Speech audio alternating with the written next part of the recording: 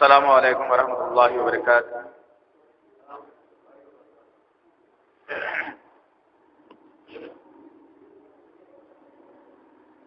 ان الحمد للہ الذي نستعينه ونستغفره ونؤمن به ونتوكل عليه ونعوذ بالله من شرور انفسنا ومن سيئات اعمالنا من يهدي الله فلا مضل له ومن يضلل فلا هادي له واشهد ان لا اله الا الله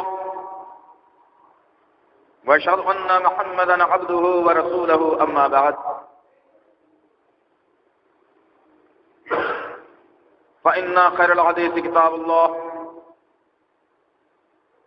وخير الهدي هدي محمد صلى الله عليه وسلم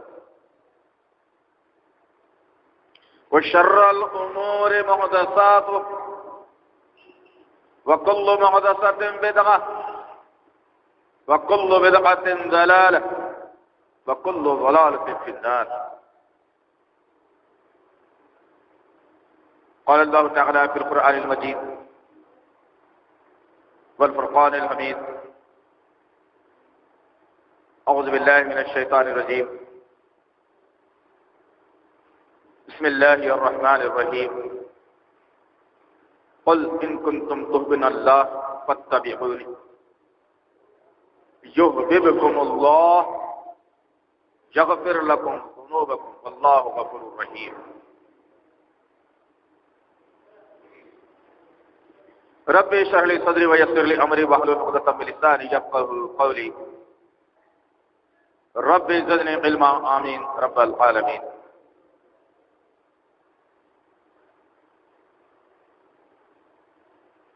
تمام تعریفیں بزرگ بڑائی کی بریائی اس رب غالب مولا کے لیے جو تمام جہانوں کا پالنہار مدبر مشکل کشا حاجت روا، جس کی ذات میں کوئی شکوہ نہیں، جس کی دانش میں کوئی شکایت نہیں، بر خطا سے لا ریب ہے۔ درود و سلام محبت وحی کتاب و حکمت کے مالک صاحب تاج و معراج و براق صلی اللہ علیہ وسلم پر۔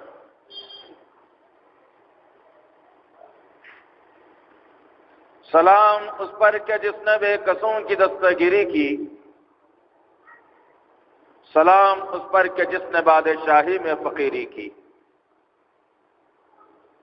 سلام اس پر کہ جس کے پاس نہ چاندی تھی نہ سونا تھا، سلام اس پر کہ تکیہ ہاتھ اور چٹائی جس کا بچھونا تھا، درود اس پر کہ جس کی زندگی رحمت ہی رحمت،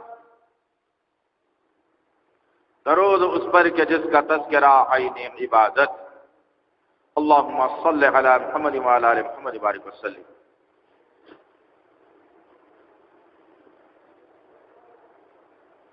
بزرگوں اور عزیز نوجوان ساتھیوں اور پس پردہ سننے والی اسلام کی معزز و معتبر خواتین،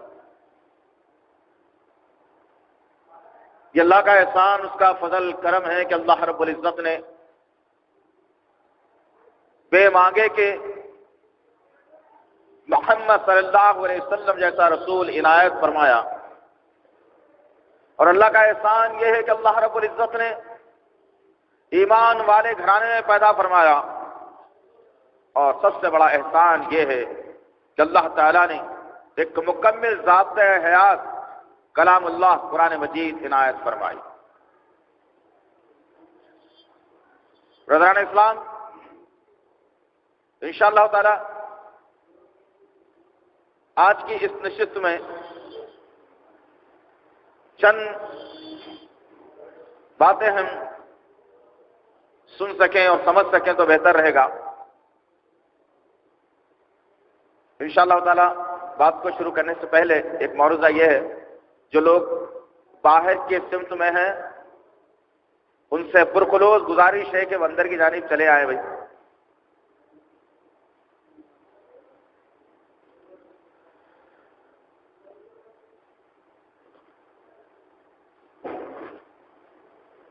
تو انشاءاللہ تعالی چند لمحوں میں ہم اللہ اور اس کے رسول صلی اللہ علیہ وسلم کی تعلیمات کو سن سکیں۔ عزیزان محترم، بات کو شروع کرنے سے پہلے ایک مثال دوں تو بڑے بہتر رہے گا۔ اس سوال کا جواب مجھے آپ لوگوں سے چاہیے۔ جو مثال ہم قائم کرنے جا رہے ہیں اس مثال کا جواب مجھے آپ لوگوں سے چاہیے، اور بآواز بلند جواب دیجیے انشاءاللہ۔ یہ کہ ایک آدمی نے، ایک لڑکے نے دنیا کے کسی کالج کے اندر داخلہ لے لیا، اس کا نام اس کالج کی لسٹ میں آ گیا، اٹینڈنس رجسٹر کے اندر بھی اس کا نام آ گیا، اور وہ کالج کا جو اصول اور ضابطہ ہے، جو کتابیں سبجیکٹ پڑھانے والی ہیں، اس اسٹوڈنٹ کو لکھا دی بھی گئی۔ وہ طالب علم سے کہا گیا کہ اب یہ کتابیں تمہیں پڑھنی ہیں، اور پھر وہ آدمی نے، وہ کتابوں، لڑکے نے کتابوں کو خرید بھی لیا اور ان کتابوں کو لا کر اپنے گھر کی زینت بنا دیا۔ اب وہ آدمی روز نکل رہا ہے، کالج جا رہا ہے، کالج سے گھر آ رہا ہے، کتاب کھولتا نہیں، کتاب پڑھتا نہیں۔ تو کیا مجھے بلا بتائیے، وہ اسٹوڈنٹ، وہ طالب علم کامیاب ہوگا یا فیل ہوگا؟ جی، وجہ کیا ہوگی؟ پڑھا ہی نہیں انہیں۔ اسی طریقے سے اسلام ایک بہت بڑی یونیورسٹی ہے، اس میں میرا اور آپ کا داخلہ ہو گیا ہے۔ اب اس داخلے میں آنے کے بعد ہم نے یہ کیا، روز سن رہے ہیں، روز سن رہے ہیں، روز سن رہے ہیں، پڑھتا کب ہے آدمی؟ برسوں گزر جاتے ہیں، قرآن کھولنے کا نام نہیں لیتے ہم۔ قرآن کو کھولنے کے کچھ موقع ہم نے اپنے طور پر طے کر لیے ہیں، ورنہ قرآن کھولنے کا کوئی وقت متعین نہیں ہے۔ رات میں اگر آدمی کی نیند ہوشیار ہو جائے اور اس کا جی چاہتا ہے کہ کچھ پڑھو تو قرآن پڑھ لے۔ دن میں دوپہر کا وقت ہے، کھانا کھا لیا، ظہر کی نماز پڑھ لیا، خالی وقت ہے، قرآن پڑھ لے۔ مغرب کے بعد کا وقت ہے، قرآن پڑھ لے۔ تو پتہ یہ چلا کہ قرآن کے پڑھنے کا کوئی وقت مقرر نہیں ہے، لیکن ہم نے اپنے طور پر کچھ اوقات کو مقرر کر لیا ہے۔ وہ قرآن کے کیا اوقات ہم نے مقرر کیے ہیں وہ دیکھنا ہے۔ سب سے پہلا ہم نے وقت مقرر کیا ہے، کسی کا گھر اگر بنتا ہے نیا تو گھر بنانے کے طور پر قرآن کو ہم نے مقرر کر لیا۔ تجارت اور کاروبار ہے تو کاروبار اور تجارت کی برکت کے لیے قرآن کے وقت کو ہم نے مقرر کر لیا۔ اور سب سے اہم جو وقت مقرر ہم نے کیا ہے وہ ضابطۂ حیات کا مذاق بنا دیا۔ جس آدمی کو زندگی میں پڑھنے کی توفیق نہیں ہوئی، کبھی اس نے قرآن کھول کے پڑھا ہی نہیں، مرنے کے بعد ہر آدمی پارا لے کے بیٹھتا ہے کہ اسے قرآن سنا دیا جائے۔ یہ افسوس، فیل ہونے کے کام ہم پورے کریں گے، پھر بھی کامیابی کی امید ہے۔ یہ امید ہمیں کامیابی کی طرف نہیں لے جا سکتی، لے جا سکتی ہے کامیابی کی طرف؟ ہر کس نے لے جا سکتی۔ کامیاب آدمی اس وقت میں ہوگا جب آدمی وہ ضابطۂ حیات کھولے گا، اسے پڑھے گا، اسے سمجھے گا۔ کیوں؟ اللہ تعالیٰ نے سورہ محمد صلی اللہ علیہ وسلم آیت نمبر 24 میں کہا، بسم اللہ الرحمن الرحیم، افلا یتدبرون القرآن ام علی قلوب اقفالها۔ اللہ نے کہا کیا یہ لوگ، کن سے مخاطب ہے؟ قرآن کثرت سے کون پڑھتا ہے؟ مسلمان پڑھتا ہے۔ انہی کے مطابق اللہ تعالیٰ نے کہا کہ کیا یہ لوگ قرآن میں غور و فکر نہیں کرتے، تدبر نہیں کرتے؟ کیا ان کے دلوں پہ کھپل پڑ گئے گا؟ گزرے اللہ تعالیٰ۔ اللہ اکبر۔ تو مقصد یہ ہے کہ تمام تمہیدی کلمات باندھنے کا کہ امت محمدیہ گمراہی کے دلدل میں جو چلتے چلی گئی، اس کی اہم ترین وجہ یہ ہے کہ ہم نے اسلام میں داخلہ لے لیا، یونیورسٹی کے نام سے اسلام کو قائم کر دیا، لیکن اس کی لکھی ہوئی بک کو ہم نہیں پڑھ سکے۔ تو بولا زندگی کیسے گزرے گی ہماری؟ کیا اس ضابطے کے مطابق زندگی گزرے گی؟ رب کی پہچان کرانا ہے قرآن، رسول کی سیرت بتانا ہے قرآن، پڑوسی کے حقوق ہے قرآن، عورتوں کے حقوق ہے قرآن، سود کو مٹانا ہے قرآن، زنا کی سزا دینا ہے قرآن، عورتوں کے حقوق ہے قرآن، عورتیں کا پردے کا نظام قرآن، مردوں کو نیچے نظریں رکھنے کا نظام قرآن۔ ہر وہ چیز جس چیز میں رکھی گئی ہے وہی مسلمان کھولنے سے قاصر رہا۔ اس لیے کہہ رہا ہوں کہ نبی سے محبت کا دعویٰ کرنے والی یہ قوم ایک ایسا دعویٰ ہے سمجھ میں نہیں آتا کہ 23 برس کے عرصے کے اندر نبی محترم صلی اللہ تعالیٰ علیہ وسلم کے قلب اطہر پر اللہ تعالیٰ نے ہر وقت ہر نازک مرحلوں میں مسکرانے سے لے کر غم کے انداز تک اللہ تعالیٰ اس قرآن کو محفوظ کرتا رہا، نبی کے قلب اطہر پر اتارتا رہا، لوگوں کے لیے سدھرنے کا موقع فراہم کرتا رہا۔ وہ لوگ سدھرتے بھی رہے جن کو اللہ تعالیٰ نے جنت کا جو ہے نا ضمانت دار بنا دیا، جن کے متعلق اللہ تعالیٰ نے کہا رضی اللہ عنہ و رضوا عنہ۔ یہی وہ قرآن کے ذریعے سے تھا۔ نبی سے محبت اگر ہے امتیوں کو تو لازم و ملزوم ہے عورتوں مردوں کے لیے کہ وہ قرآن کی تلاوت کرے، وہ قرآن کو پڑھے، تبھی تو نبی سے محبت کا والہانہ ثبوت ہوگا۔ قرآن کو رکھ کر کوئی آدمی دعویٰ کرتا ہے میں نبی سے محبت کرتا ہوں، اس کا دعویٰ جھوٹا ثابت ہو جائے گا، دنیا میں چل جائے گا، آخرت میں اللہ کھول کے رکھ دے گا اور ذلیل و خوار ہونا پڑے گا اس شخص کو جو جھوٹے دعوے کا دعوے دار ہوگا۔ مختصر یہ کہ نبی کریم صلی اللہ تعالی علیہ وسلم کو مبعوث کیے جانے سے پہلے عرب کے حالات بڑے کربناک تھے، عورتوں کو بازاروں میں بیچا جاتا اور بازاروں کے زینت بنا دیا گیا تھا، کسی کے ہاں لڑکی پیدا ہوتی تو زندہ درگور کر دیا گیا تھا، شراب جس کے پاس جتنی پرانی تھی اس کی اتنی عزت ہوا کرتی تھی، سود خوری کا نظام عام تھا، عورتوں کے ساتھ معاملات داری کا نظام عام تھا، عورتیں بے پردہ پھرنا عام تھا۔ یہی تک نہیں بلکہ کعبے کے اگر حج کے لیے لوگ جمع ہوتے اور طواف کرنے کا موقع آتا تو مرد اور عورتیں ایک جگہ جمع ہوتی، اپنے پہنے ہوئے لباس کو کھول دیتی اور برہنہ ہو کے کعبے کا طواف کیا جاتا تھا۔ یہ حالات تھے نبی کریم صلی اللہ علیہ وسلم کی بعثت سے پہلے۔ اللہ رب العزت اپنے نبی کو بھیجنے کا واحد مقصد یہ بتایا کہ ایک انسان کے اندر انسانیت پیدا ہو جائے اور وہ ہر برائی سے بچ جائے، اپنے رب کی پہچان اسے ہو جائے، جنت کا مستحق وہ بن جائے، جہنم سے وہ کنارہ کش ہو جائے۔ نبی کو مبعوث کرنے کا، بھیجنے کا واحد مقصد اللہ کا یہی تھا، اور نبی کریم صلی اللہ تعالی علیہ وسلم نے دنیا میں آنے کے بعد اپنے حق کو مکمل طور پر امتیوں کے سامنے پھیلا دیا۔ اے میری ماں بہنوں، ذرا تم سوچنا ان واقعات کو۔ جس وقت میں پردے کا نظام نہیں تھا، وہ عورتیں تھیں جو بازار میں پھرا کرتی تھی، لیکن جیسے ہی پردے کا حکم صادر ہو گیا، وہ عورتیں جو کل تک بے پردہ نکلا کرتی تھی، کل دیکھنے میں آتا کیا ہے کہ اللہ کے حکم کی پابند عورتیں برقعے کے اندر اور پردے کے اندر نظر آ رہی تھی، جن کے چہروں کو اور آنکھوں کو تک نہیں دیکھا جا سکتا تھا۔ ہم نے بھی اس منظر کو دیکھا ہے، ہمارے بزرگ بھی یہاں موجود ہیں، نوجوان نسل تمام اصول و ضوابط سے ناواقف ہے۔ ہم نے اس منظر کو دیکھا ہے جب ہمارا بچپن تھا، اس وقت میں محلے کی کوئی بوڑھی عورت بھی اگر نکلتی تو اس کا برقع کالا نہیں ہوتا تھا، بلکہ سفید اس کا برقع ہوتا تھا، تمام کا تمام چھپا ہوا ہوتا تھا، اور صرف آنکھوں سے اس کی ایک نظر جاتی تھی باہر۔ ہم نے دیکھا ہے ان برقعوں کو، لیکن آج کیا معاملہ ہے کہ جتنا جو کم لباس پہنے وہ معاشرے کا اتنا عزت دار گھرانہ کہلا جانے لگا، جس کی بنیاد پر عریانیت پھیلنے لگی۔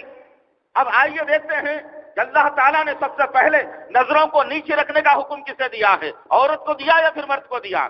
آئیے اس سورے سے پوچھتے ہیں جو قرآن مجید کا 24 نمبر کا سورہ ہے، اس سورے کی آیت نمبر 30 سے پوچھتے ہیں، اے آیت ذرا بتانا تو صحیح کہ تو سب سے پہلے حکم کس پر صادر کرتی ہے؟ وہ آیت ہمیں بتاتی ہے، کہتی ہے کہ مردو جب تم باہر نکلو تو یاد رکھنا ہے اس بات کو کہ مردو اگر تم باہر نکلو تو اپنی نگاہوں کو زمین پہ گاڑتے ہوئے چلنا، ادھر ادھر دیکھتے ہوئے مت چلنا۔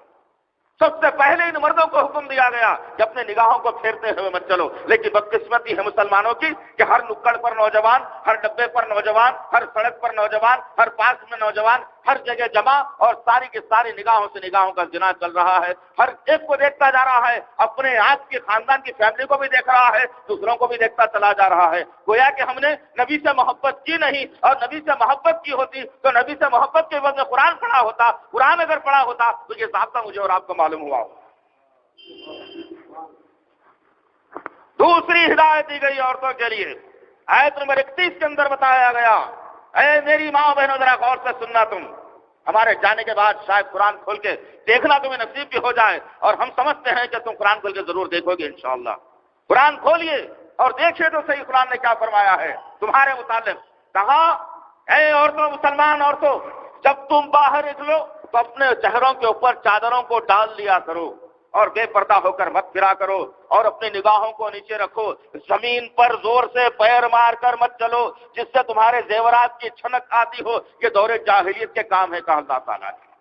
اور آج کیا معاملہ ہے، بڑی بڑی چین عورتوں کے پیروں میں، اس کو بڑے بڑے گھنگرو، اور جب چلتی ہے تو دیور کے سامنے سے بھی جاتی ہے، جیٹ کے سامنے سے بھی جاتی ہے، بیٹا جوان ہے تو اس کے سامنے سے بھی جاتی ہے، خاندان کے جو نامحرم ہیں ان کے سامنے سے بھی گزر جاتی ہے، اور کہا جاتا ہے کہ پازیب پہنی ہوئی ہے۔ نعوذ باللہ من ذالک۔ میری ماں بہنوں، اگر تمہیں نبی سے اگر محبت ہے تو یاد رکھنا ہے اس بات کو، قرآن کا مطالعہ کرو، نبی سے محبت کا واحد ثبوت ہے دنیا کے اندر، اس سے بڑا ثبوت کوئی نہیں دے سکتا۔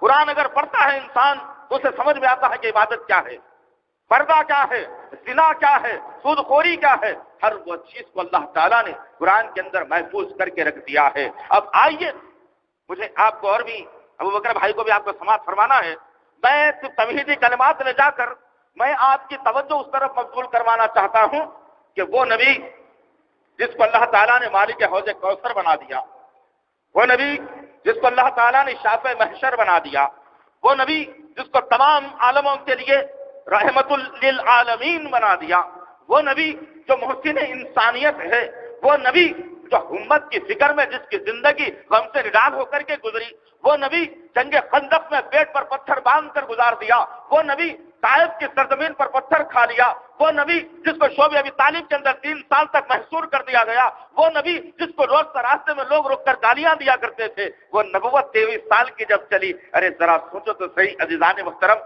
کہ کتنے کٹھن ہیں ہم لوگ کہ وہ نبی کا نام لیتے ہیں، وہ نبی کے نام سے جیتے ہیں، اس نبی کے ذریعے سے شفاعت کا یقین ہے، لیکن اس کی اتباع کرنا ہمیں نہیں آیا۔ جس ضمن میں اللہ تعالیٰ نے کہا سورہ آل عمران کی آیت نمبر 31 کے اندر جو ہم نے خطبہ مسنونہ کے بعد پڑھی تھی، اس آیت میں اللہ تعالیٰ نے ایک ضابطہ بتا دیا مسلمانوں کو، ایمان والوں سے کہا، اور اللہ کو رسول کو حکم دیا جا رہا ہے، قل ان کنتم تحبون اللہ، کہہ دیجئے نبی کریم صلی اللہ علیہ وسلم تم چاہتے ہو اللہ تم سے محبت کرے، فاتبعونی، میری اتباع کرنا پڑے گا۔ نبی نے کہا میری اتباع کرنا پڑے گا۔ اب میں اور آپ اپنے اپنے گریبان میں منہ ڈال کے دیکھیں کہ کس کی اتباع ہم کرتے ہیں آج۔ نبی کی اتباع کہاں چلے گی پتہ ہی نہیں ہے۔ کلروں کا اسلام ہم نے بنا دیا، معاف کرنا، میری مرضی کا اسلام میں نے چلا لیا، معاف کرنا۔ کون چاہتا ہے نبی کی اتباع کرنا؟ نام نبی کا ضرور ہے لیکن اتباع میرے نفس کی ہو رہی ہے۔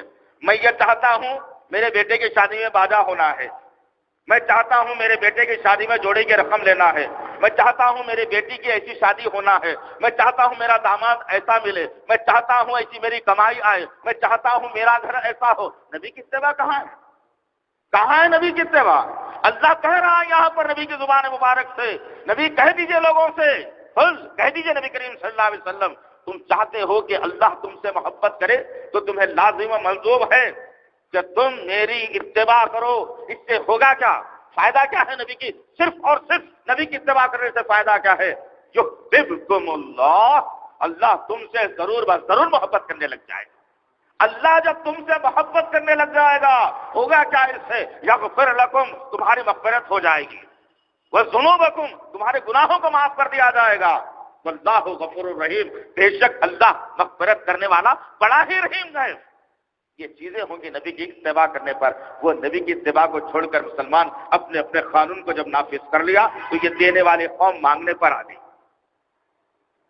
حکمرانی کرنے والی یہ قوم جس کا ایک اشارہ بتاتے ہوئے اپنی بات کو آخر میں لے جاؤ تو بہتر رہے گا۔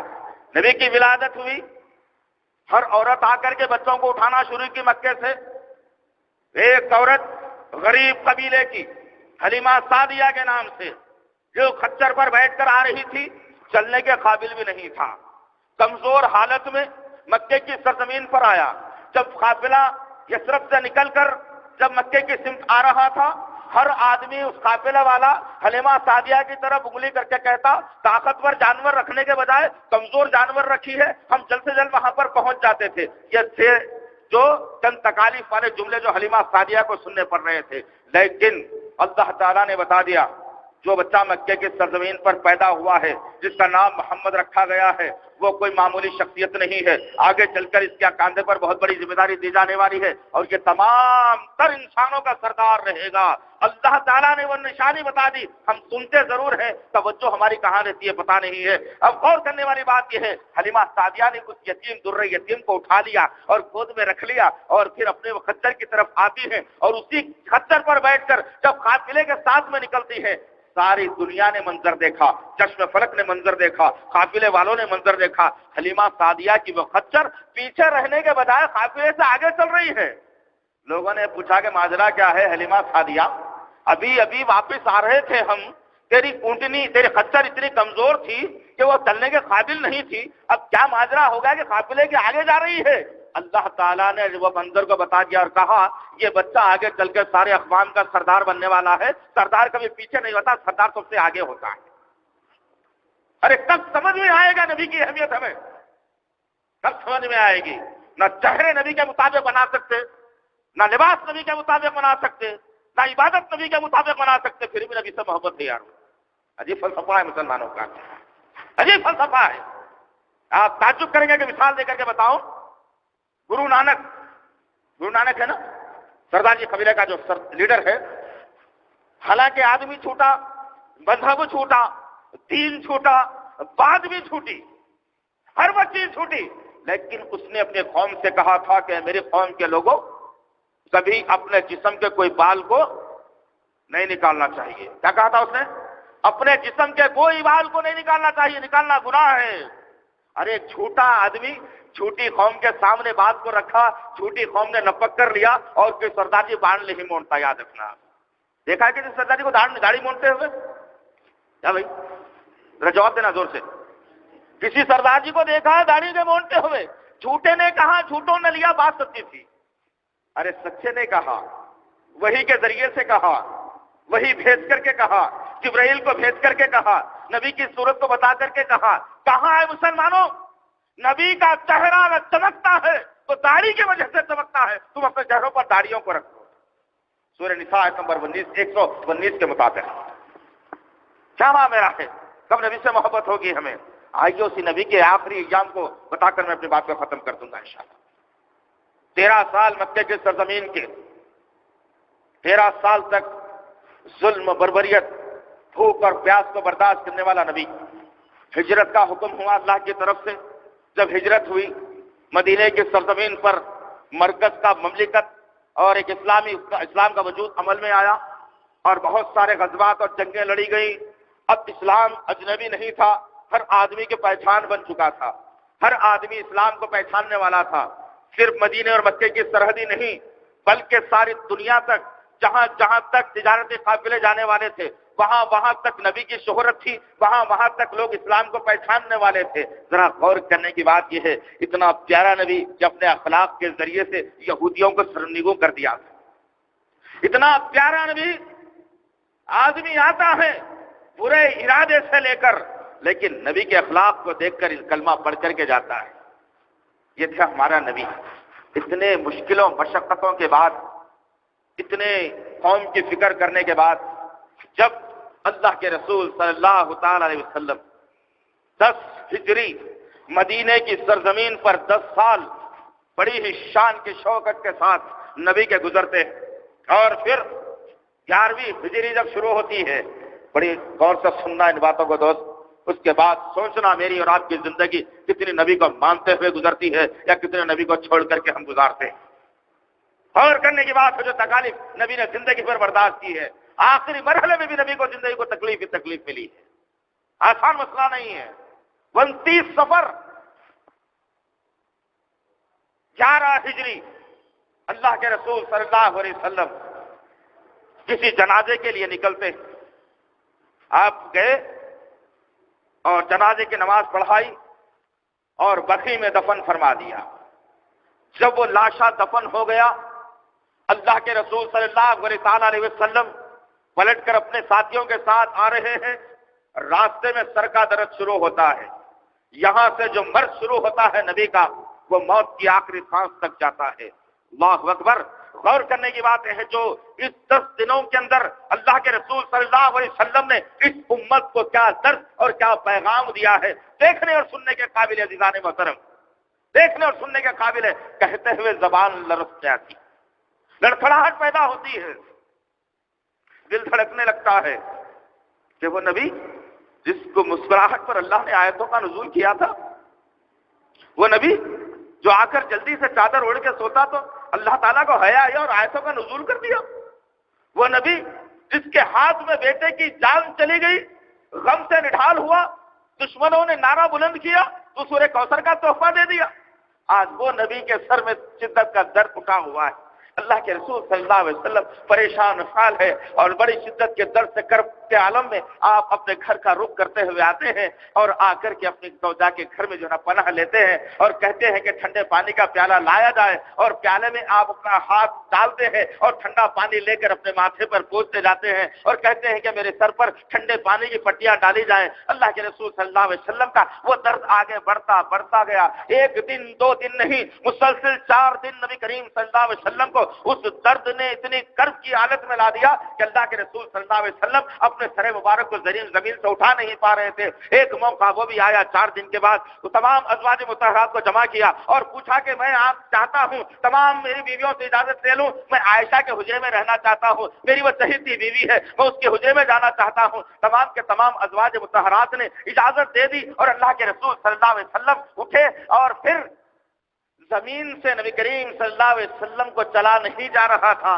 تو صحابہ اکرام آئے اور دونوں کے ہاتھوں پر آپ نے ہاتھ ڈالا اور دیکھنے والی آنکھوں نے دیکھا وہ نبی جو چلتا زمین پر تو فرشتے اش اش کرنے والے تھے، جو زمین پر چلتا تو ایک مجاہدانہ چال تھی، اور آج نبی کریم صلی اللہ علیہ وسلم کو سر کا درد نے اتنی پریشانی کو مبتلا کر دیا، بخار کی حالت نے اتنا پریشان کر دی کہ اللہ کے رسول صلی اللہ علیہ وسلم کے قدم مبارک زمین سے گھسیٹ رہے ہیں، چلنے کی تک طاقت میرے اور آپ کے نبی کے پاس نہیں تھی۔ چنانچہ لایا گیا اور عائشہ صدیقہ رضی اللہ تعالیٰ عنہ کے حجرے میں آپ کو لٹا دیا گیا۔ امت کی ماں نے اپنا ران دیا اور ران کے اوپر سر رکھ کر اللہ کے رسول صلی اللہ علیہ وسلم لیٹے ہوئے ہیں، اور پھر بار بار پر غشی آ رہی ہے۔ امت کی ماں سے کہا جا رہا ہے کہ عائشہ میرے سرانے ٹھنڈے پانی کا پیالہ رکھنا اور میں اس پانی کو لوں گا اپنے چہرے پر لگاؤں گا۔ اللہ کے رسول صلی اللہ علیہ وسلم بار بار ٹھنڈے پانی میں ہاتھ ڈال رہے ہیں اور اپنے سر پر صاف کرتے جا رہے ہیں۔ اللہ کے رسول کی یہ حالت امت کی ماں سے دیکھی نہ گئی۔ یہاں پر اللہ کے رسول صلی اللہ علیہ وسلم نے امت کی ماں کو ایک اشارہ کیا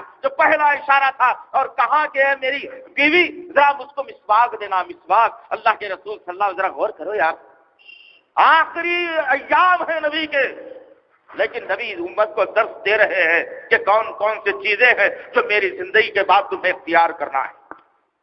نماز کے معاملے میں نے سمجھا دیا، زندگی میں روزوں کے معاملے میں بتلا دیا، حج کیسے کرنا ہے سمجھا دیا، روزے کیسے رکھنا ہے سمجھا دیا، زکات کیسے ادا کرنا ہے بتا دیا، پڑوسی کے حقوق کیا ہے بتا دیا، میاں بیوی کی زندگی کیا ہے بتا دیا۔ اب میری زندگی کے آخری ایام میں وہ درس دینے جا رہا ہوں جس سے امت بلند ہوئے گی، جس کو چھوڑ دے گی تو ذلیل و خوار ہو جائے گی۔ نبی درس دے رہے ہیں اپنی امت کے لیے۔ مسواک منگایا گیا، نبی کریم صلی اللہ علیہ وسلم کے ہاتھ میں مسواک دے دی گئی۔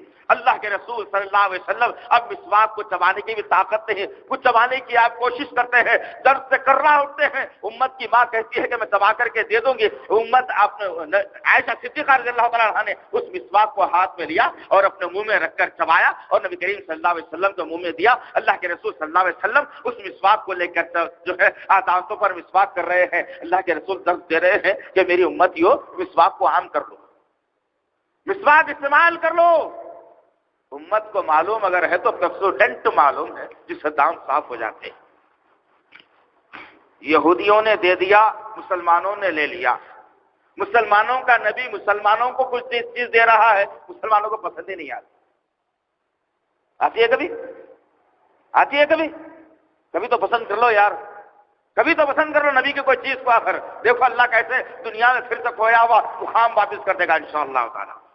غرض 5واں دن مسواک کو لیا اور نبی کریم صلی اللہ علیہ وسلم لگڑنے لگے، پھر امت کی ماں کو واپس کر دیا اور کہا کہ عائشہ آج مجھے وہ پیٹ کا درد بھی ستا رہا ہے جو جنگ خندق کے موقع پر اس یہودی عورت نے جو زہر ملا کر مجھے دیا تھا، اللہ نے وحی کے ذریعے سے اس کو نکال دیا تھا، لیکن آج میری کمزوری کی حالت میں وہ زہر کا اثر میں صاف طور پر نمایاں محسوس کر رہا ہوں۔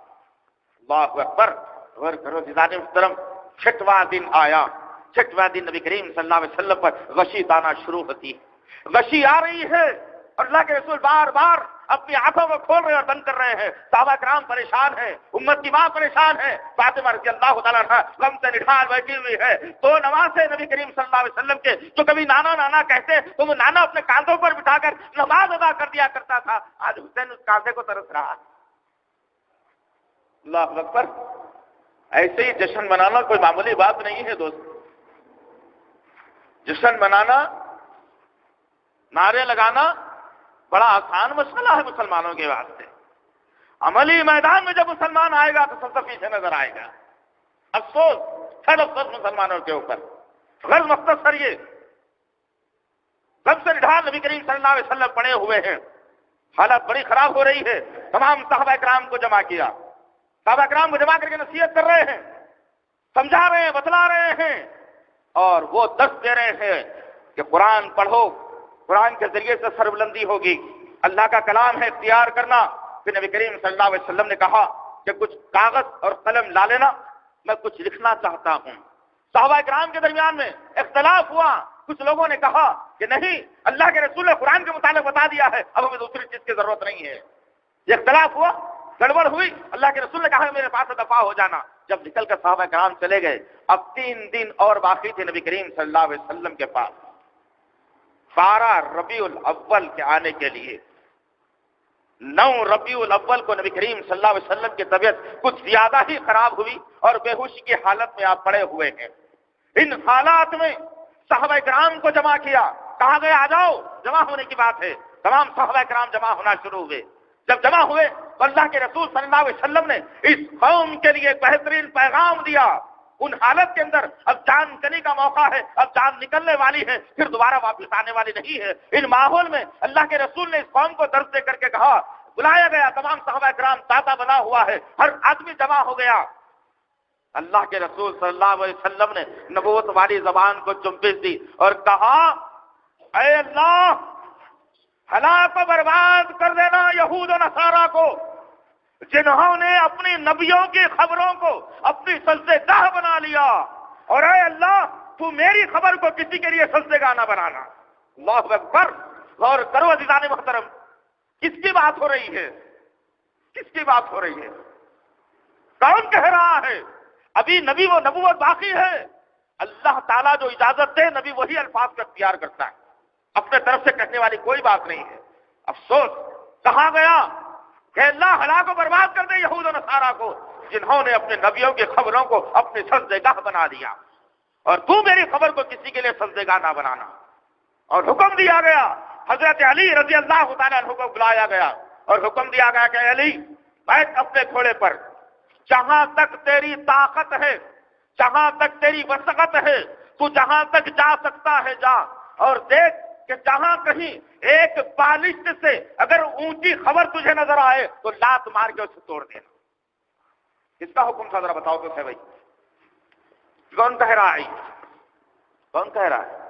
وہ جس کی آنے کی اطلاع نوح نے دی، جس کی آنے کی اطلاع ابراہیم نے دی، جس کے آنے کی اطلاع اسحاق اور اسماعیل نے دی، جس کے آنے کی اطلاع یونس نے دی، جس کے آنے کی اطلاع یوسف نے دی، جس کے آنے کی اطلاع یعقوب نے دی، جس کے آنے کی اطلاع موسیٰ نے دی، جس کے آنے کی اطلاع عیسیٰ نے دی، وہ نبی کہہ رہا ہے یہ نبی جب آ جائے تو تمہاری نبوت کو چھوڑ دینا، اس نبی کے ضمن میں آنا۔ اللہ نے ان نبیوں کو حکم دیا تھا، وہ نبی مرض الموت کے اندر پیغام دے رہا ہے اس امت کو کہ کبھی خبروں کو آماج کا مت بناؤ۔ اب ذرا ٹھنڈے دل سے ہاتھ رکھ کر کے، میں کسی کے مخالفت میں بات کرنے کا عادی نہیں ہوں دوست، جو حق ہوتا ہے، اسلام جو کہتا ہے وہ بات پیش کرنا ضروری ہے۔ اس لیے کہ اللہ رب العزت نے سورہ بنی اسرائیل آیت نمبر 81 کے اندر ایک بڑی زبردست بات نبی کے زبان سے کہلوائی، قل جاء الحق وزهق الباطل ان الباطل کان زہوقا۔ کہہ دیجئے نبی کریم صلی اللہ علیہ وسلم، حق آ گیا ہے، باطل مٹ جانے والا ہے، اور باطل کو مٹ جانا چاہیے۔ جو اسلام نہیں وہ باطل ہے، جو اسلام ہے وہ حق ہے۔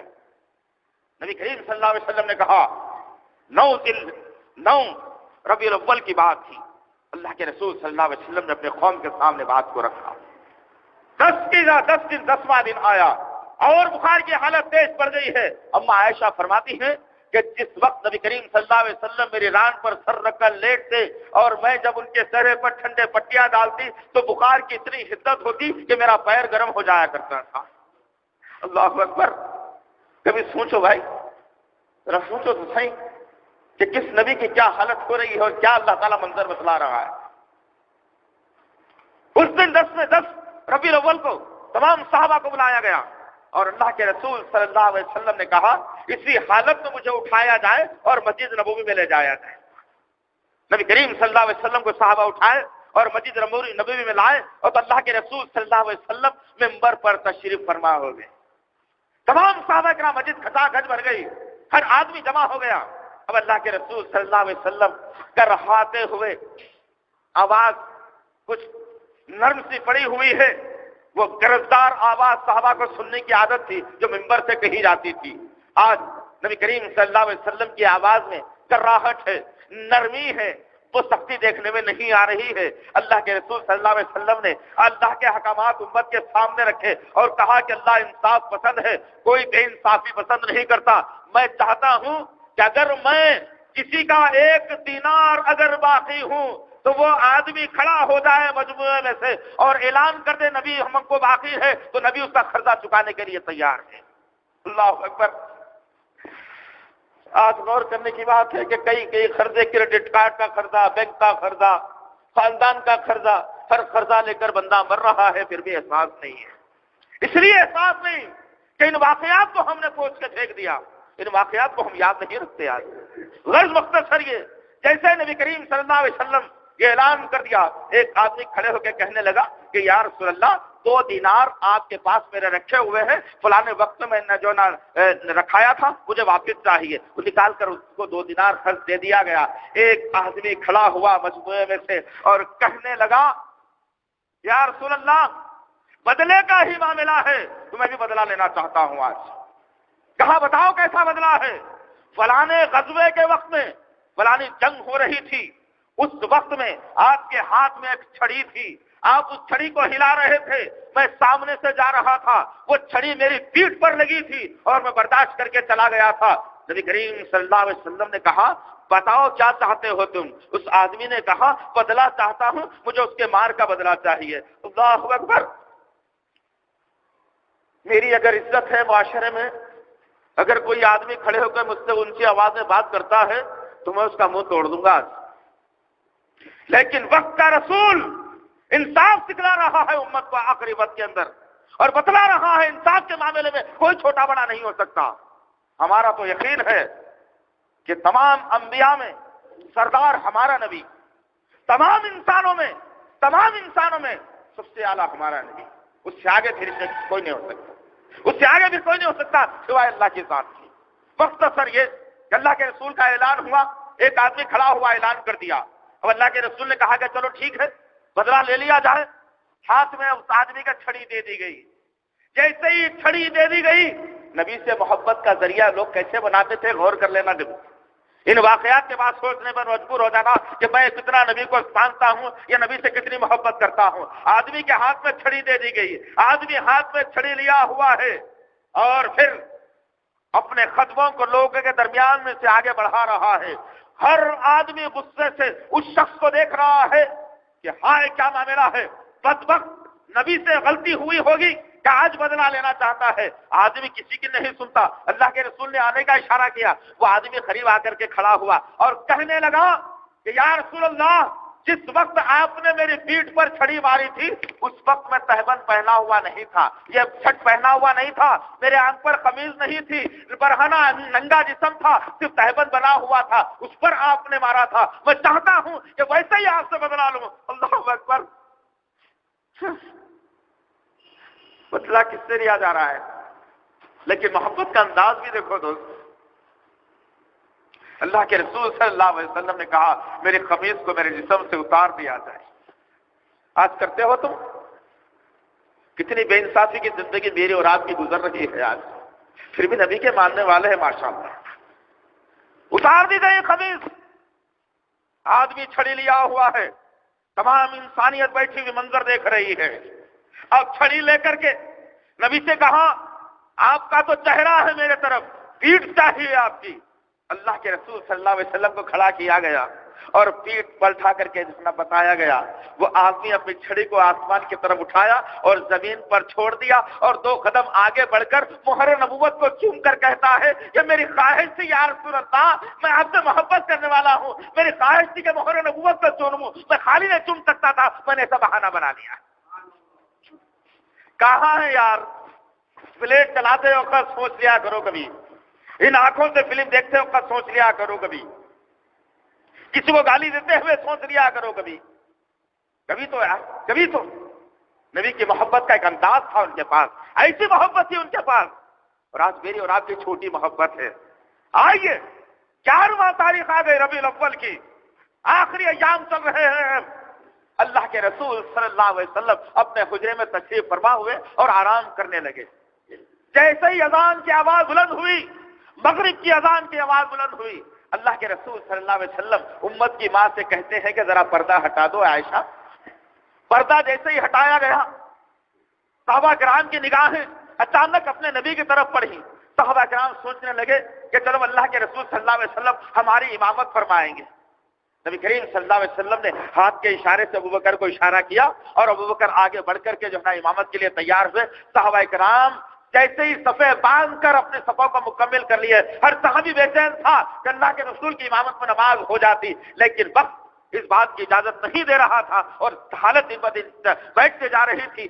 بخار کی شدت نڈھال کرتے جا رہی تھی اللہ کے رسول کے جسم کو۔ جب صفیں کھڑے ہو گئی، اس نبی نے اس امت کو درس دیا، اس وقت میں بھی درس دیا اور آج کی تعلیمات بھی درس بن رہی ہے۔ 11ویں ربیع الاول کی بات ہے کہ لوگ جماعت میں کھڑے ہوئے ہیں، اللہ کے رسول صلی اللہ علیہ وسلم کو بے چینی ہوئی کہ میں لیٹا ہوا ہوں اور جماعت میری جا رہی ہے۔ اللہ کے رسول صلی اللہ علیہ وسلم نے کچھ صحابہ کرام جو اس وقت میں موجود تھے، جس میں حضرت علی بھی موجود تھے، عبداللہ بن عباس بھی موجود تھے، ان دونوں کو اشارہ کیا۔ دونوں نبی کے قریب میں آئے اور نبی کریم صلی اللہ علیہ وسلم نے کہا، اے میرے بھائی، اے میرے بھتیجے، ذرا مجھے سہارا دینا، میں چاہتا ہوں کہ میں بھی نماز کو ادا کر لوں۔ اللہ اکبر! اتنی کرب کے عالم میں نبی نے نماز کی حفاظت سکھائی۔ اور یہ امت ایسی ہے کہ فجر کے اذان کے وقت مؤذن پکارتا ہے صلاۃ خیر من النوم، اور یہ مست سوتا رہتا ہے۔ کیا درس لیا ہم نے؟ نبی کی زندگی سے درس کیا لیا؟ کیا محبت ہے میری اور آپ کی نبی سے؟ کیا محبت ہے میری اور آپ کی نبی سے؟ محبت اگر ہوتی تو نمازوں سے مسجدیں کھچا کھچ بھری ہوئی ہوتی، نمازوں سے مسجدیں کھچا کھچ بھری ہوئی ہوتی۔ اس وقت کو بھی یاد کرنا ہے، اما عائشہ صدیقہ رضی اللہ تعالیٰ عنہ کے حجرے میں نبی کریم صلی اللہ علیہ وسلم ہے۔ رات کا قریب دوسرا پہر گزرا، امت کی ماں کی آنکھ کھلی، اندھیرا، اور ہاتھ مار کر امت کی ماں نے ہاتھوں کو جب ڈھونڈنا شروع کیا، پہلو میں نبی نہیں ہے، جب ہاتھ سے کمرے میں ڈھونڈنا شروع کرتی ہے، کیا دیکھتی ہے کہ نبی کریم صلی اللہ علیہ وسلم کے تلووں کو امت کی ماں کے ہاتھ لگتے ہیں۔ امت کی ماں پریشان ہوئی، جیسے ہی اٹھ کے بیٹھتی ہے، دیکھتی کیا ہے کہ اللہ کے رسول صلی اللہ علیہ وسلم سجدے کی حالت میں ہے۔ یہ درس نبی نے زندگی میں دیا اور آخری ایام میں بھی دے رہے ہیں۔ نبی نے کہا چلو مجھے سب میں لے چلو، دونوں ایک طرف بھائی ہے چچیرا، ایک طرف بھتیجا ہے، دونوں کے ہاتھوں میں گردن میں ہاتھ ڈالا، اور اللہ کے رسول صلی اللہ علیہ وسلم جب حجرے سے نکل کر صفوں کی طرف جا رہے ہیں تو پیر اٹھانے کی آپ میں سکت نہیں ہے، پیروں کو زمین سے گھسیٹا جا رہا ہے، اور اللہ کے رسول صلی اللہ علیہ وسلم ابوبکر کے بائیں جانب کھڑے ہو گئے اور ابوبکر پیچھے ہٹنا چاہ رہے تھے۔ اللہ کے رسول نے اشارہ کر کھڑا کر دیا، اور اللہ کے رسول صلی اللہ علیہ وسلم بیٹھ کر امامت فرماتے رہے، اور تمام کے تمام امتی آپ کی جو ہے امامت میں نماز ادا کر دی۔ یہ درس تھا نبی کریم صلی اللہ علیہ وسلم کا اس امت کے نام کہ دیکھو ہر حالات تمہارے کچھ ہو جائے، صحت تمہاری کچھ ہو جائے، وقت تمہارا کچھ بھی رہے، لیکن نماز کو ہرگز مت چھوڑنا۔ کیا آج جشن کے نام پر ہم نے دیکھا ہے آج کا منظر؟ برا مت ماننا دوست، یہ نبی سے چاہت کا کوئی اصول نہیں بنتا۔ اگر جلوس نکالنا ہوتا، جشن منانا ہوتا، ابوبکر صدیق سب سے زیادہ حقدار تھے اس بات کی، جنہوں نے نبی سے غار سے لے کر مکے کی سرزمین سے لے کر ہجرت سے لے کر غزوات تک ہر جگہ نبی کا ساتھ دیا تھا، اس کو اختیار تھا جشن منانے کا۔ کیا ابوبکر صدیق رضی اللہ تعالیٰ عنہ نے کبھی ایسا جشن منایا تھا، جلوس نکالا تھا؟ ہم آج سمجھتے ہیں کہ نبی سے ہم محبت کرنے والے ہیں تو ایسا کر لیا جائے، اور آج مسجدیں پوری ویران تھی، تمام امت روڈوں پر ظہر کی اذان ہو رہی ہے، ہم نے دیکھا ہے منظر، ایک لاری میں ڈی جے بج رہا ہے، نوجوان پھرک پھرک کر ناچ رہے ہیں، نبی نے حرام قرار دیا اور تم ناچ کر کیا محبت کا ثبوت دے رہے ہو؟ نہ اذان کے وقت ڈی جے بند ہوتا، نہ موسیقی بند ہوتی، نہ ناچ گانا بند ہوتا، پھر نبی سے وارحانہ محبت تم کیا کر سکتے ہو؟ یہ محبت ہے نبی سے؟ یہ محبت کا ثبوت ہے تمہارا؟ ارے یاد کرو اس وقت کو جب نبی کے چلنے کی پھرنے کی حالت نہیں ہے، اللہ کے رسول ویسے وقت میں جا کے نماز ادا کر رہے ہیں۔ اور کرو، آج اللہ نے صحت دی ہے، بیماری سے بچا کر کے رکھا ہے، اللہ نے وقت دیا ہے، 30 دن کا کھانا گھروں میں میسر ہے، پہننے کے لیے کئی کپڑے مہیا ہیں، لیکن اس کے باوجود اللہ کے سامنے جھکنا ہمیں نہیں آیا. غرض نبی کریم صلی اللہ علیہ وسلم نماز کو ادا کر دیا اور پھر اپنے حجرے کی طرف نبی کو لایا گیا. اللہ اکبر. جیسے ہی نماز کی حالت سے آپ واپس آئے, نبی کریم صلی اللہ علیہ وسلم پر پھر دوسری نماز کا وقت نہیں آیا. 11 تاریخ کا دن بڑا ہی کربناک تھا. نبی کریم صلی اللہ علیہ وسلم نماز سے فارغ ہوئے, اپنے حجرے میں آ گئے اور آپ کی طبیعت کچھ زیادہ بگڑنا شروع ہوئی. لوگ گھر میں داخل ہونے لگے. اندھیرا گھر میں پڑا ہوا ہے. امت کی ماں سے کہا گیا, اے امت کی ماں, کم سے کم ایک چراغ جلا دو, لوگ زیادہ آ رہے ہیں. اس امت کی ماں نے کہا کہ تم کیا جانتے ہو ہمارے گھر کی حالت کو؟ آج 30 دن کا عرصہ ہو گیا تمہارے نبی کے گھر میں چولہا نہیں جلائے. ارے مرغا مسلم کھا کر زندگی گزارنے والے مسلمان, کبھی بھوک کا احساس بھی کر لیا کرو نبی کیا. حیثیت سے زیادہ گھر بنا لینا, حیثیت سے زیادہ لائٹنگ لگا لینا, یہ مسلمانوں کا شیوا بن چکا ہے. آج امت کی ماں کے پاس جلانے کے لیے چراغ میسر نہیں ہے. اور یہی نہیں, نبی کریم صلی اللہ علیہ وسلم جس گھوڑے پہ بیٹھ کر جو جنگوں میں جو بیٹھ کر جو سین ڈال کر جاتے تھے, کسی دوسروں کے لیے آپ نے ایک یہودی کے پاس 75 کلو جو کے عوض میں رہن رکھا دیا تھا. نبی کے پاس وہ بھی موجود نہیں تھا. 11 تاریخ کی رات تمام صحابہ کرام بے چین ہیں, پریشان ہیں. 12 تاریخ کی صبح ہوئی, اللہ کے رسول اٹھے کے قابل میں نہیں ہے. اور نبی کریم صلی اللہ علیہ وسلم بار بار اپنے آقا کی طرف, آسمان کی طرف انگلی اٹھا کر کہہ رہے ہیں, اللہم اشہد, اللہ تو گواہ رہنا. تمام امتیوں سے گواہی لی گئی. کیا میں نے تمام پیغامات پہنچا دیے تمہارے؟ تمام لوگوں نے گواہی دی, ہاں پہنچا دیے. نبی کریم صلی اللہ علیہ وسلم کے پاس فاطمہ رضی اللہ تعالی عنہا بیٹھی ہوئی ہیں اور رو رہی ہیں, ہائے ابا جان کا نعرہ لگا رہی ہیں. اتنے میں اللہ کے رسول نے اشارہ کیا اپنی چہیتی بیٹی کو. اس فاطمہ رضی اللہ تعالی عنہا نے کان قریب لے گئے تو نبی کریم صلی اللہ علیہ وسلم نے کچھ کان میں آہستہ سے کہا. رونے لگ گئی فاطمہ رضی اللہ تعالی عنہا, دور بیٹھ گئی. پھر اشارہ کیا, پھر قریب ہوئی. پھر نبی کریم صلی اللہ علیہ وسلم نے کچھ کہا, فاطمہ رضی اللہ تعالیٰ مسکرا دیتی ہے. جس وقت اللہ کے رسول صلی اللہ علیہ وسلم کا انتقال ہو گیا, بعد میں عائشہ صدیقہ رضی اللہ تعالیٰ نے کہا کہ اس وقت کیا ماجرا تھا فاطمہ کہ تم پہلے نبی کو جب بلایا گیا تو تم رونے پڑی, اور جب دوسری مرتبہ بلایا گیا تو تم ہنس پڑی. تو کہنے لگے میرے ابا جان, اس وقت میں فاطمہ رضی اللہ تعالیٰ نے کہا کہ پہلی مرتبہ جب نبی نے اشارہ کیا اور اپنے کان نبی کے ہونٹوں کے پاس لے گئے تو کہنے لگی کہ اب تمہارے ابا کے آخری سانسیں چل رہی ہے, اب تمہارا ابا پھر تمہیں نہیں ملنے والا ہے. اب تمہارا ابا پھر کہیں نہیں ملنے والا, تو ابا کسی کو نہیں پکار سکو گی. حضرت حسن اور حسین کو بلایا اور دونوں کو پیار لیا اور کہا کہ تمہارے نانا اب الوداع ہو رہے ہیں. اللہ اکبر. فاطمہ رضی اللہ عنہا سے پوچھا گیا پھر بعد میں مسکرانے کی وجہ کیا ہے؟ کہا میرے نبی نے پیشن گوئی کر دی, میرے ابا نے پیشن گوئی کر دی کہ میں جب اس دنیا کو چھوڑ کر چلا جاؤں گا وہ جلد ہی تم سے ملنے کے لیے آنے والی, تو میں نے مسکرا دیا. اللہ اکبر. ان حالات میں جب نبی کریم صلی اللہ علیہ وسلم اپنے سیدھے ہاتھ کو تمام صحابہ کی جانب اٹھا رہے ہیں اور اس آسمان کی طرف انگلی کو اٹھا رہے ہیں, صبح کے 9:30 یا 10 بجے کا وقت ہے. 12 ربیع الاول ذہن میں بٹھا لو اچھے طریقے سے. 12 ربیع الاول سن 11 ہجری.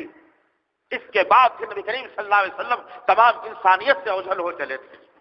اب نگاہیں صحابہ کرام کی ترسنے پر مجبور تھی. اب وہی آسمان سے آنے والی نہیں, جبرائیل کا آنا بند کر دیا گیا. اب کوئی نبی کو اپنی آنکھوں سے دیکھ نہیں سکتا تھا. اب نبی چند لمحوں کے بعد سپرد لہد کیا جانے والا ہے. اللہ کے رسول نے پہلی مرتبہ انگلی اٹھائی اور کچھ کہنا چاہتے تھے, ہونٹ ہل رہے ہیں لیکن آواز کسی کو سمجھ میں نہیں آ رہی. دوسری مرتبہ ہاتھوں کو اوپر اٹھایا اور کچھ کہنا چاہ رہے لیکن کہہ نہیں پا رہے تھے. تیسری مرتبہ آپ نے ہاتھوں کو اٹھایا اور جب تیسری مرتبہ نبی کا ہاتھ نیچے گرا تو ہمیشہ ہمیشہ کے لیے گر گیا. انا للہ و انا الیہ راجعون. آج کا دن اتنا کرب کا تھا, اتنا غم کا تھا, کتنا غم کہ ابو بکر صدیق رضی اللہ تعالیٰ عنہ قوم کو سنبھال رہے، کچھ کہنے کے قابل نہیں ہے۔ فاطمہ رضی اللہ تعالیٰ عنہ صرف آنکھوں کی لڑی آنکھوں سے جاری ہے، زبان سے الفاظ نکالنے کی طاقت نہیں ہے۔ بلال کو دیکھا گیا منبر رسول کے پاس کھڑا ہوا ہے، بولنے کی طاقت نہیں ہے، چٹیوں پہ روتا جا رہا ہے۔ عمر بن خطاب کی حالت ہے کہ آپ سے باہر ہوا ہے، تلوار کو باہر نکالا ہوا ہے، مسجد نبوی کے صحن میں ٹہل رہا ہے اور کہہ رہا ہے اگر کوئی آ کر کے یہ اطلاع دے نبی کا انتقال اگر ہو گیا ہے، عمر کی تلوار اس کا جواب دینے کے لیے کافی بنے گی۔ اللہ اکبر! غور کرنے کی بات ہے عزیزان محترم، اب وہی کا سلسلہ ختم، جبرائیل کا آنا بند، یہ آنکھیں نبی کو نہیں دیکھ سکتی۔ صحابہ کرام اتنے غم میں تھے کہ اپنے آپ کو بھلا بیٹھے تھے، اور آج ہم غم کے آخرے میں جشن منانے والے مسلمان بن گئے۔ بھلا دیا نبی کی وفات کو ہم نے، بھلا دیا نبی کی نبوت کو ہم نے۔ یہ کون سا اصول ہے عزیزان محترم؟ کون سا اصول ہے؟ آج اللہ نے موقع دیا ہے، وقت دیا ہے، تو اللہ کی بارگاہ میں بیٹھو اور نماز کو ادا کرو، اور جتنی غلطیاں ہم سے سرزد ہوئی ہے اپنے ہاتھوں کو پھیلا لو اور اللہ کی بارگاہ میں دعا کر لو۔ اللہ مغفرت کرنے والا ہے، اللہ عظیم ہے، اللہ دینے والا ہے، اللہ قادر ہے، اللہ معاف کرنے والا ہے۔ ہر پھولے ہوئے بھٹکے ہوئے کو راہ راست پر لانا اللہ کا کام ہے۔ اللہ سے دعا ہے کہ اللہ رب العزت جو کچھ بھی کہا گیا ہے کہنے والے کو، سننے والوں کو صحیح نبی کی محبت کرنے والا بنا دے میرے اللہ، صحیح طور پر قرآن پڑھنے والا بنا دے میرے اللہ، صحیح طور پر نماز پڑھنے والا بنا دے میرے اللہ، مسجدوں کو آباد کرنے والا بنا دے میرے اللہ، قبرستان کو ویران کرنے والا بنا دے میرے اللہ، جو ہے اے میرے اللہ پڑوسیوں کے حقوق ادا کرنے والا بنا دے اللہ، سودی نظام کو ختم کرنے والا بنا دے اللہ۔ اے میرے غفور الرحیم، اے میرے پاک پروردگار، کروڑوں روپیہ، لاکھوں روپیہ آج ہم نے خرچ کر دیا لائٹنگ کے بہانے، پرنیوں کے بہانے، گاڑیوں کے بہانے، پیٹرول کے بہانے۔ اے میرے پاک پروردگار، ہم میں ایسی توفیق عطا فرمائے میرے غفور رحیم، اس امت کی نوجوان لڑکیاں جہیز کی لعنت کی وجہ سے غیر مسلموں کے بستروں کے زینے بن رہی ہیں میرے اللہ، ان کی کوکھ سے غیر مسلموں کی اولاد پیدا ہو رہی ہے اللہ، ان پیسوں کا جمع کرتے ہوئے ان بہنوں کے جوڑوں کو تلاش کر کے ان کے گھروں کو بسانے والے ہم بن جائیں میرے پاک پروردگار۔ کیا جرم ہے ان لڑکیوں کا جو اپنے گھروں میں اپنے ماں باپ کے پاس بیٹھی ہوئی ہیں؟ اے اللہ تم مسبب الاسباب ہے، تو اسباب کا بنانے والا ہے۔ اے میرے اللہ تو اسباب کو بنا میرے پاک پروردگار۔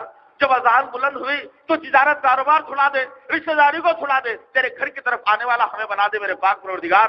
جب بھی موقع ملے قرآن کو کھولنے والا ہمیں بنائے، قرآن کو پڑھنے والا ہمیں بنائے، قرآن کو سمجھنے والا بنائے، قرآن کو دوسرے اوقات کے سامنے پہنچانے والا بنائے۔ سبحان ربک رب العزت عما یصفون والسلام علی المرسلین والحمد للہ رب العالمین۔ السلام علیکم ورحمۃ اللہ وبرکاتہ۔